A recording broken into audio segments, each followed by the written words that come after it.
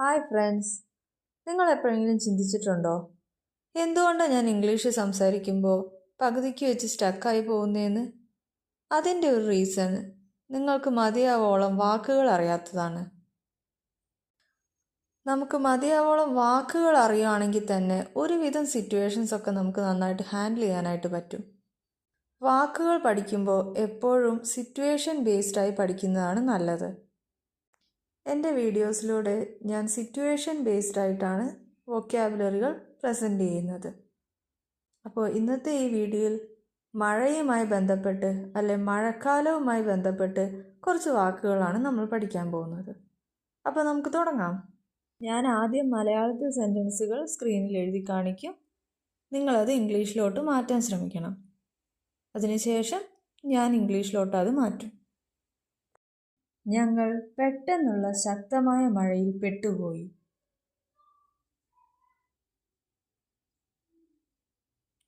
We got caught in a sudden downpour. ഈ പെട്ടെന്നുള്ള ശക്തമായ മഴയാണ് നമ്മൾ ഡൗൺപോർ എന്ന് പറയുന്നത്. അവൾ വൈകുന്നേരത്തെ ചാറ്റൽ മഴയിൽ നനഞ്ഞു.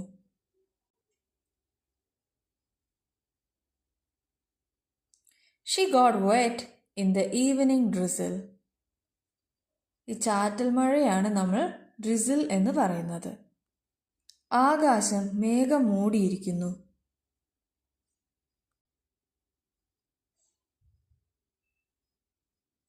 The sky looked overcast.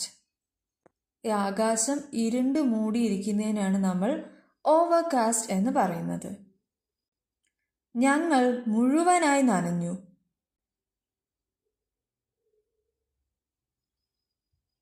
We got completely drenched. ഇങ്ങനെ മുഴുവനായി നനഞ്ഞിരിക്കുന്നതിന് നമ്മൾ പറയുന്ന വേർഡാണ് ഡ്രഞ്ച്. നടപ്പാത വഴുക്കുന്നുണ്ട്.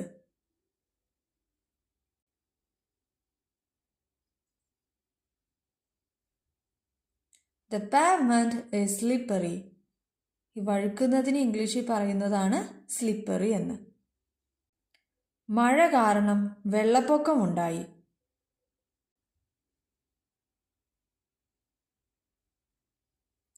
The rain caused flooding. വെള്ളപ്പൊക്കത്തിനാണ് നമ്മൾ ഫ്ലഡ് എന്ന് പറയുന്നത്. കാറ്റ് ഈർപ്പമുള്ളതായി തോന്നി.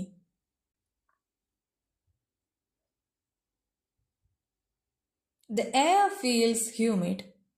ഈർപ്പത്തിനാണ് നമ്മൾ ഹ്യൂമിഡ് എന്ന് പറയുന്നത്. ആ ചെളിക്കുണ്ടിൽ ചവിട്ടരുത്.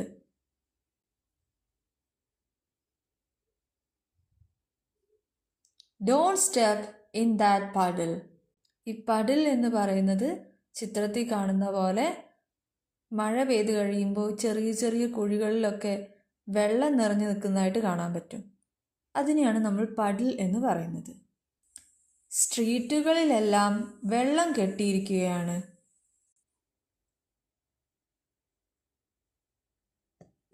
The streets are waterlogged. ഈ മഴ പെയ്തു കഴിഞ്ഞാൽ റോഡുകളിലൊക്കെ വെള്ളം നിറഞ്ഞ് വണ്ടികൾക്കൊന്നും പോകാൻ പറ്റാത്തൊരവസ്ഥ നമ്മൾ കാണാറുണ്ട്. അതിനെയാണ് നമ്മൾ വാട്ടർ ലോക്ഡ് എന്ന് പറയുന്നത്. മഴക്കാലം എത്തി.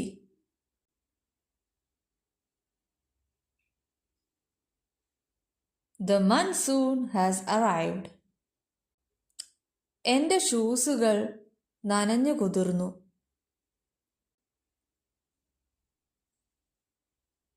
My shoes got soaked. ഇവിടെ സോക്ഡ് എന്ന് പറഞ്ഞാൽ നനഞ്ഞു കുതിരുന്നതിനാണ് നമ്മൾ സോക്ഡ് എന്ന് പറയുന്നത്. മഴ കാരണം മാച്ച് മാറ്റിവെച്ചു.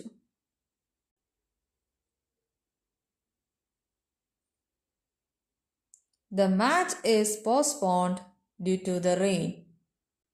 മാറ്റിവെക്കുക, നീട്ടിവെക്കുക, അതിനൊക്കെയാണ് നമ്മൾ പോസ്റ്റ്പോൺഡ് എന്ന് പറയുന്നത്.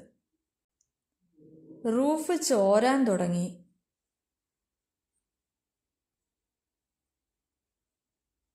The roof started leaking.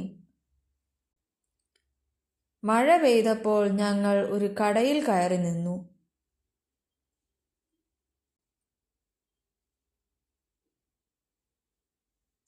When it rained, we took shelter in a shop. മഴ ഗതാഗതത്തെ തടസ്സപ്പെടുത്തി.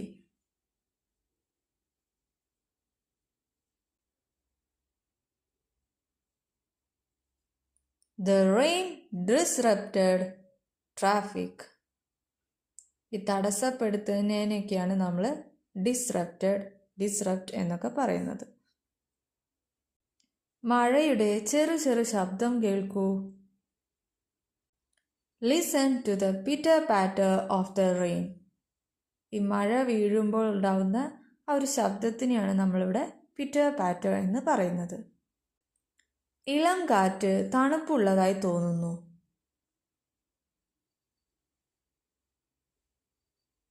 The breeze feels chilly. ഇളം കാറ്റിനെയാണ് നമ്മൾ ബ്രീസ് എന്ന് പറയുന്നത്. മഴ കാരണം പവർ കട്ട് ഉണ്ടായി. The rain caused power cut. കുട്ടികൾ വെള്ളം തെറിപ്പിച്ച് കളിക്കുകയായിരുന്നു.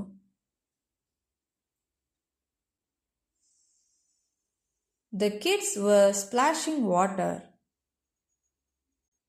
ഈ തെറിപ്പിക്കുന്നതിനെയാണ് നമ്മൾ സ്പ്ലാഷിംഗ് എന്നൊക്കെ പറയുന്നത്. അത് ഒരു വലിയ ശബ്ദത്തോടു കൂടിയ ഇടിമുഴക്കമായിരുന്നു.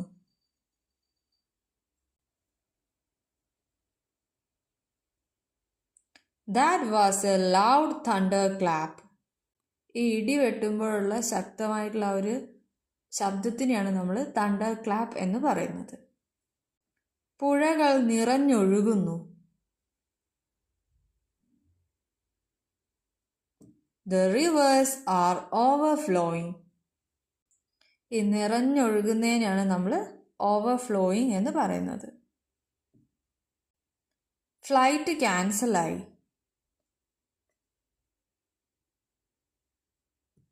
The flight got cancelled. മഴ ഇടയ്ക്കിടയ്ക്ക് പെയ്യുന്നു.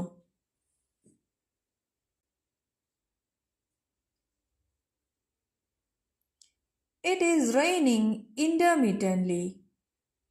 ഇടയ്ക്കിടെ എന്ന് പറയുന്നതിനാണ് നമ്മൾ intermittently എന്ന് പറയുന്നത്. വൈകുന്നേരം ആയപ്പോൾ മഴ കുറഞ്ഞു.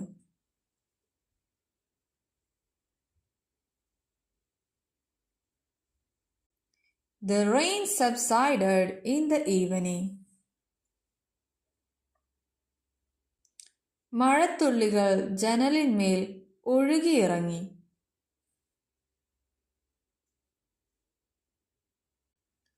The raindrops trickled down the window. ഈ ഒഴുകിയിറങ്ങുന്നതിനെയാണ് നമ്മൾ trickle down എന്ന് പറയുന്നത്. മഴയുടെ ശബ്ദം ശാന്തിയേകുന്നു.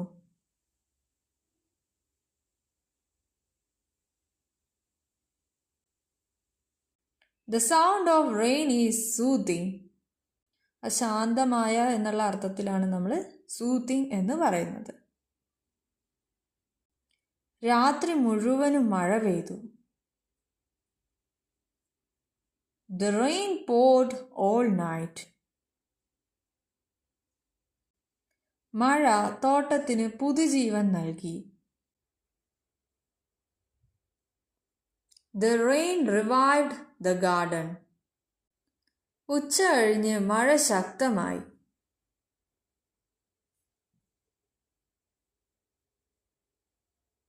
The rain intensified in the afternoon. ശക്തമായി അല്ലെങ്കിൽ തീവ്രത കൂടി എന്നൊക്കെ പറയുന്നതിനാണ് നമ്മൾ ഇൻറ്റൻസിഫൈഡ് എന്ന വാക്ക് ഉപയോഗിക്കുന്നത്. മഴയ്ക്ക് ശേഷം രാവിലെ മൂടൽമഞ്ഞുണ്ടായിരുന്നു.